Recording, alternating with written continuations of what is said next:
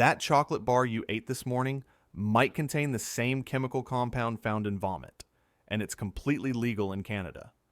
Major brands you've trusted for years are hiding dangerous levels of heavy metals, cheap oil substitutes, and barely legal cocoa content behind colorful wrappers and nostalgic marketing. But which beloved Canadian chocolate brands are the worst offenders, and which ones can you actually trust to be safe? You reach for that familiar brown wrapper at the grocery store, the same chocolate your parents bought, the same brand you've trusted for years. Hershey's sits right there at eye level, affordable, and everywhere, from corner stores to gas stations across Canada. You tear open the wrapper and take a bite, and there it is, that tangy, slightly sour taste you've always known as chocolate. But here's what Hershey's never told you. That flavor isn't the natural taste of cocoa. It's butyric acid, the exact same chemical that makes vomit smell like vomit and gives rancid butter its spoiled stench. Hershey's adds this compound on purpose, mixing it right into the chocolate during processing. Europeans tried Hershey's once and rejected it completely because to anyone who grew up eating real chocolate, Hershey's bars taste like they've gone bad. But you grew up with this flavor, so your brain learned to accept it as normal, even though it's anything but. Look closer at that ingredient list on your Hershey's bar. Sugar comes first, meaning there's more sugar than anything else. Then you see cocoa, but not much.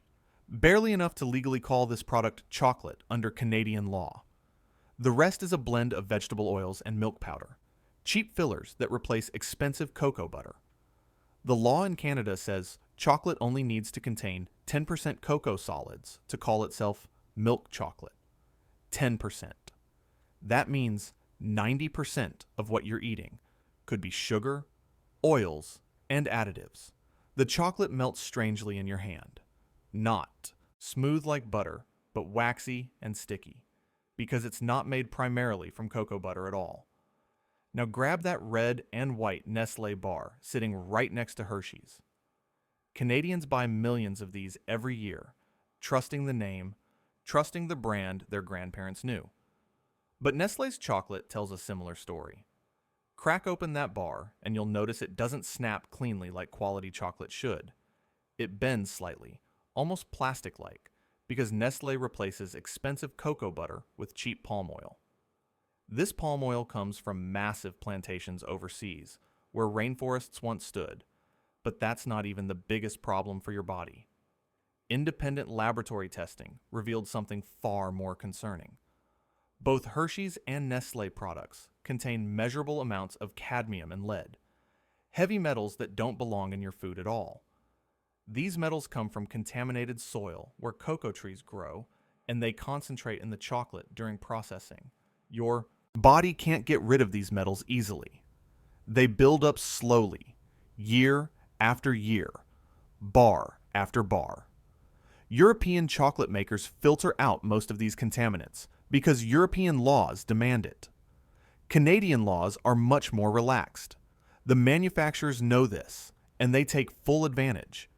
You think you're buying chocolate, but you're actually eating a cocoa-flavored candy made mostly from sugar and oil, laced with chemicals that mimic chocolate flavor, and contaminated with metals that accumulate in your organs. The worst part is the marketing never mentions any of this. The commercials show happy families, kids smiling, everyone enjoying chocolate like it's pure and wholesome. But read that label again and ask yourself if this is really what chocolate should be. Walk down the candy aisle and you'll spot that famous purple wrapper, the one that screams Cadbury in bold white letters.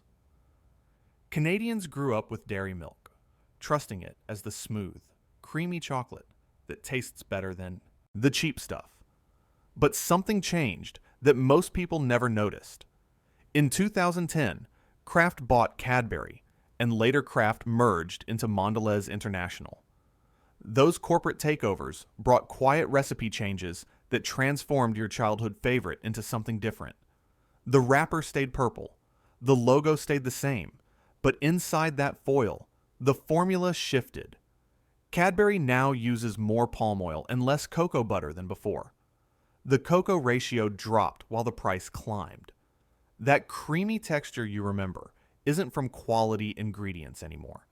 It's engineered with vegetable fats and emulsifiers designed to feel like real chocolate without costing like real chocolate. Pick up that Kit Kat bar next to it, another Canadian favorite for decades. Most people don't realize that in Canada, Kit Kat is made by Nestlé, and they've perfected the art of making chocolate-flavored products without much actual chocolate. Those crispy wafer layers sandwiched between chocolate coating look innocent enough, but check the ingredients and you'll find hydrogenated oils and artificial flavoring doing most of the work. The chocolate coating contains barely enough cocoa to qualify legally, bulked up instead with sugar and modified fats that cost pennies compared to real cocoa butter.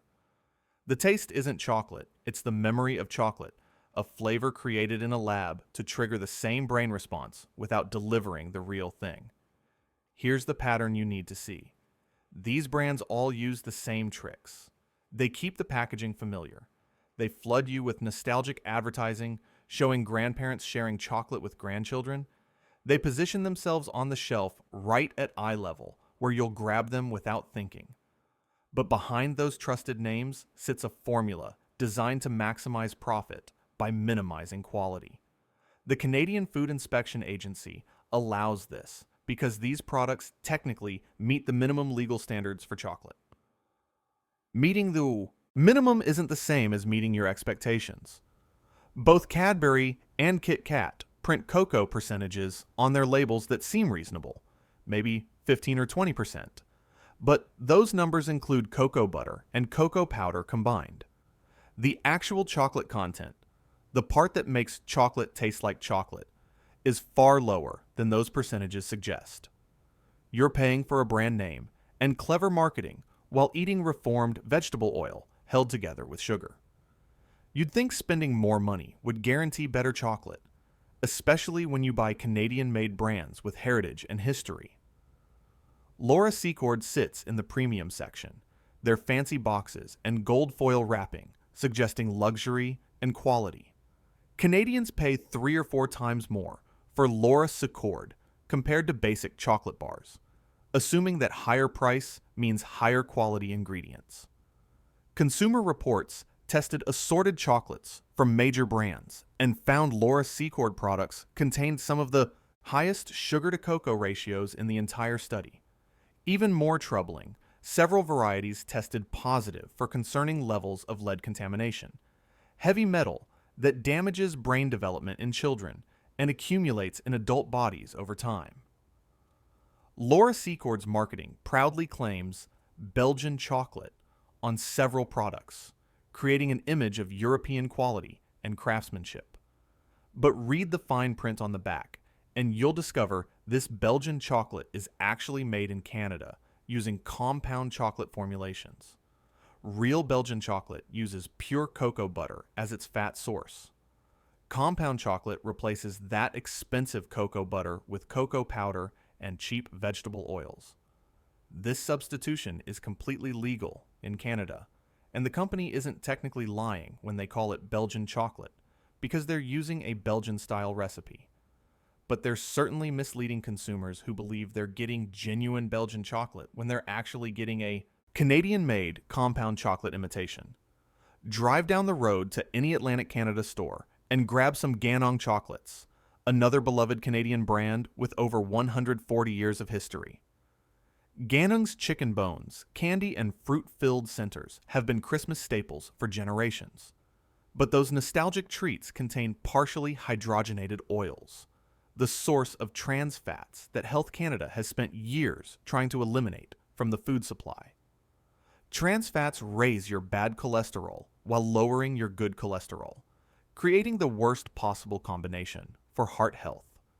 Ganong still uses these oils because they extend shelf life and reduce costs, and Canadian regulations still permit small amounts despite the known health risks.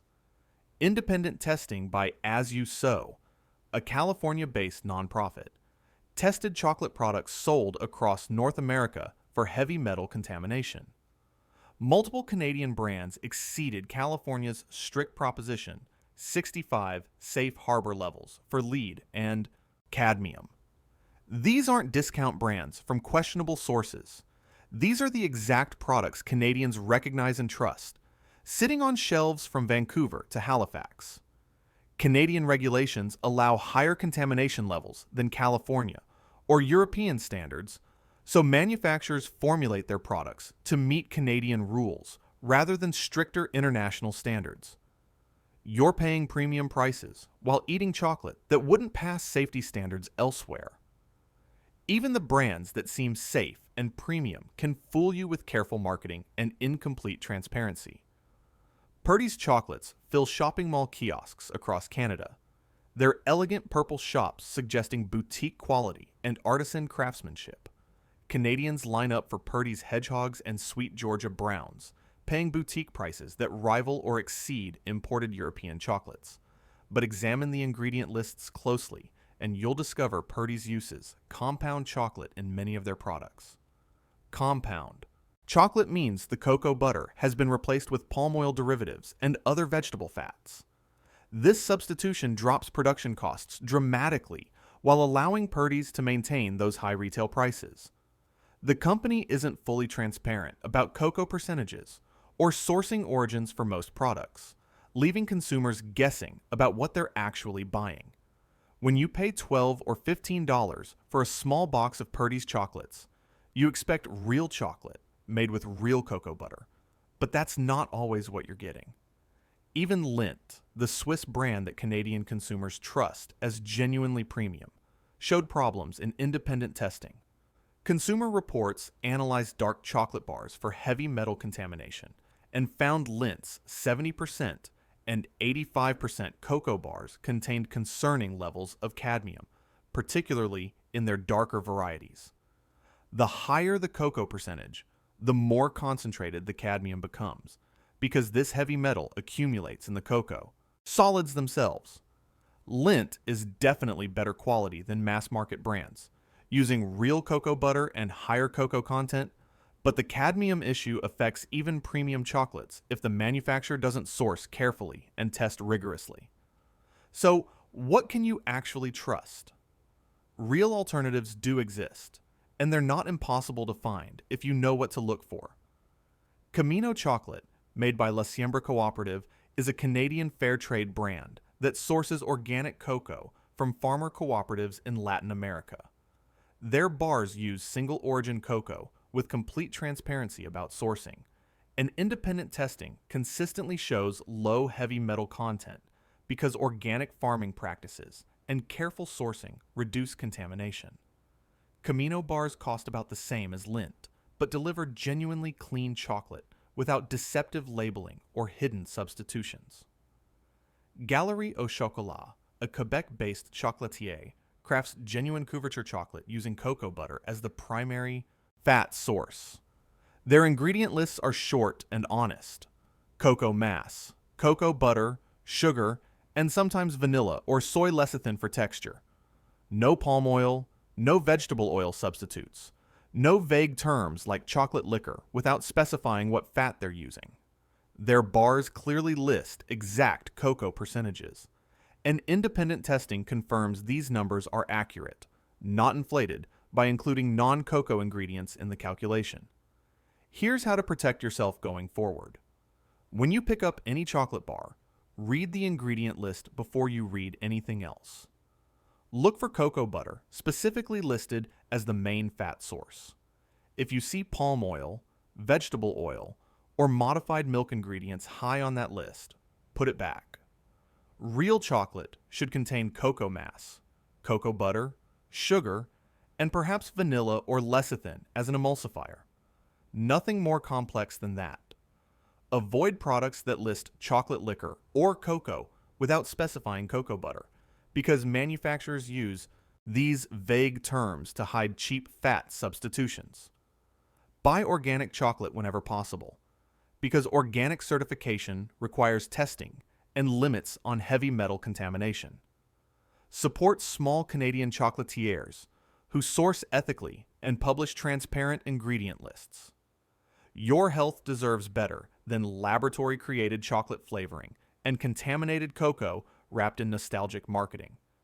Your taste buds deserve actual chocolate, not vegetable oil sculpted to feel like chocolate. Share this video with everyone you know who buys chocolate in Canada. Comment below and tell us which brands you trust or which ones you're cutting out after watching this. Subscribe to this channel for more investigations into what's really hiding in your everyday food. Stop letting multinational corporations profit from confusion and deliberately misleading labels. You have the right to know exactly what you're eating, and you have the power to demand better.